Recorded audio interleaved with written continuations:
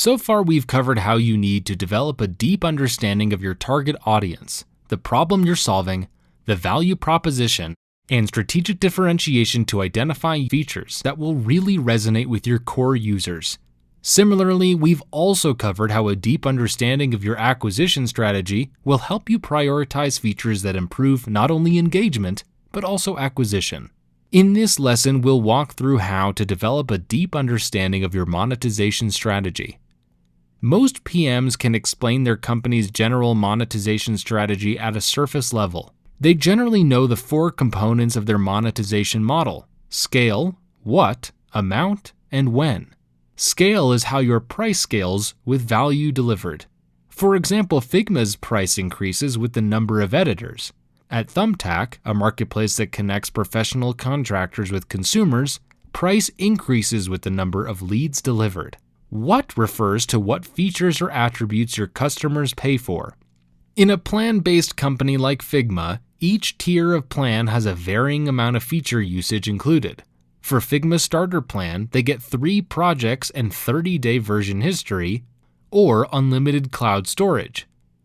For their Professional Plan, they get unlimited projects, unlimited version history, and custom file and user permission attributes or private projects. On the organization level, they get the features of design systems, centralized teams, SSO analytics, and others. In a marketplace-based company like Thumbtack, consumers and professional contractors get different features. Thumbtack offers pros the ability to set up the profile and budget. They also allow you to chat with the leads as well as set up the job right within the product. On the consumer side, they get features for free, such as reading professional reviews, chatting with pros, and selecting pros that they want to reach out to. Amount is the exact pricing you charge. For Figma, the starter plan is free, the Pro is $15 per editor per month, and the organizational plan is $45 per editor per month. For Thumbtack, the exact pricing varies, but it ends up averaging about $2,000 per year for contractors and is free to use for consumers. Finally, when refers to when you charge for it. For Figma, the starter use case is never or free, so they never charge the user. The professional use case charges every month, while the organization use case requires a year commitment, so they charge every year. For Thumbtack, pros pay every transaction or per lead with no recurring model, while on the consumer side of the equation, they aren't charged at all. Although consumers pay the pros for the job, they don't pay Thumbtack itself. However, although PMs can articulate what their monetization model is, they often miss the deep understanding of how they should build their product to align with their monetization model. In other words, improve product model fit. Product model fit is how you fundamentally mold your product to fit your monetization model. The pattern you use to improve your product model fit varies depending on what category of company you are. According to Chris Jans of Point 9 Capital, companies fall into 5 major categories based on the number of paying users they need and the average revenue per paying user they need to make a $100 million business. These categories are mass market, $10 ARPU, 10 million paying users, prosumer, $100 ARPU, 1 million paying users, SMB, $1,000 ARPU, 100K paying users, mid-market, $10,000 ARPU, 10K paying users, and enterprise, $100,000 ARPU, 1K paying users.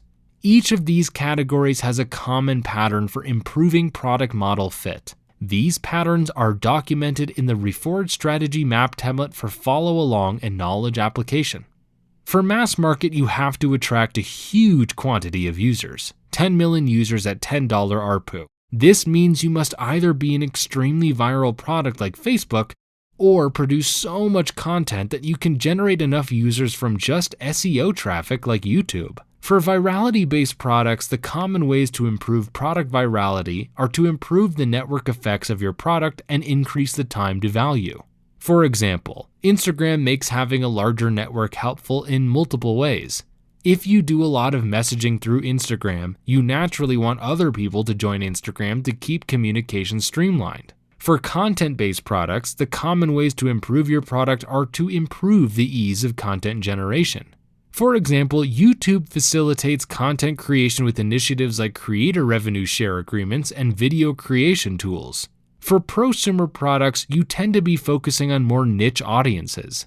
You still have to be viral in order to hit your 1 million user goal, but don't need the same viral coefficient you needed for mass market. The common pattern here is to build in casual contact virality. In other words, you try to expose your product to as many users as possible, understanding that only a few of them will sign up. For example, consider the email app Superhuman. One of the primary ways they grow is through exposure of the Sent by Superhuman email line. Or consider Dropbox. Users who get sent a file via Dropbox are exposed to what Dropbox is and sometimes sign up.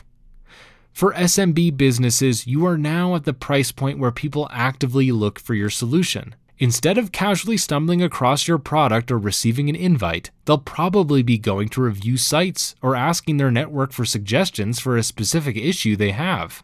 What this often means is that you have to grow through evangelist customers who love your product and want to introduce it to others. The most common pattern for improving product model fit here is to make a high NPS, a self-serve product. Since you are now much more reliant on evangelist customers, NPS is more important than ever before. High NPS was not as necessary before in lower ARPUs, where a high viral coefficient could generate enough quantity to offset a merely decent product experience. Without high NPS here, you have far fewer people raving about your product, reducing your product's visibility, which in turn reduces its growth. Additionally, since you often can't support a dedicated sales team at this price point, you have to make your product self-serve enough that people can sell themselves on it. This often means having a free and paid tier, where users can try the product for themselves. The goal is to make your product so intuitive and delightful that they deeply adopt it and sell themselves into a paid plan for the more powerful features they want. These tactics can be seen in companies like MailChimp. MailChimp focuses on creating customer delight by making their product as simple and intuitive as possible. They also design their product to be highly self-serve. Customers can trial their product for free and experience MailChimp's value proposition firsthand instead of being told about it by a sales team. As you move into mid-market, you still have a lot of similar considerations to SMBs. Because you often can't afford a dedicated outbound sales team yet, you still have to heavily rely on your product for growth. Because you can't afford to deeply customize your product yet, you have to build an 80% product, i.e., one that solves most of your audience's needs and purposefully shies away from deep customization that only several users want. As a result, the mid-market pattern for improving product model fit here is similar. Create a high NPS, self-serve product. The major difference is you can afford to build slightly more advanced customization in your higher priced tiers, because the price point now can support the additional engineering and a light touch inside sales team.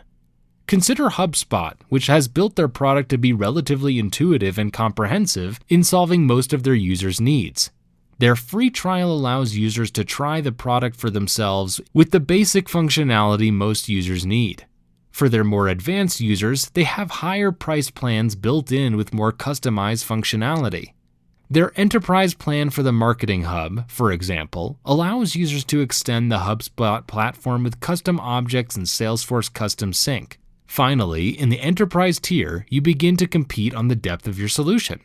Instead of selling an 80% product to a broad audience, you are often now customizing your product to specifically answer each account's needs.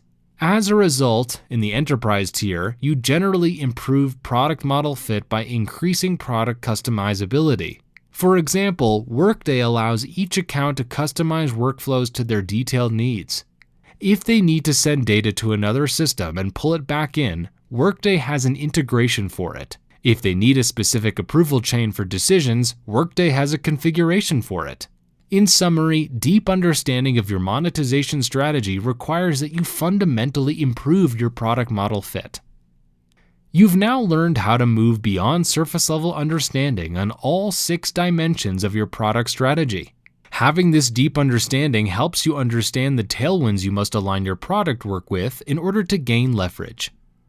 The next module will discuss the importance of and how to develop your vision narrative, another key tool to becoming a high-leverage PM, and how to use it to earn team and leadership buy-in.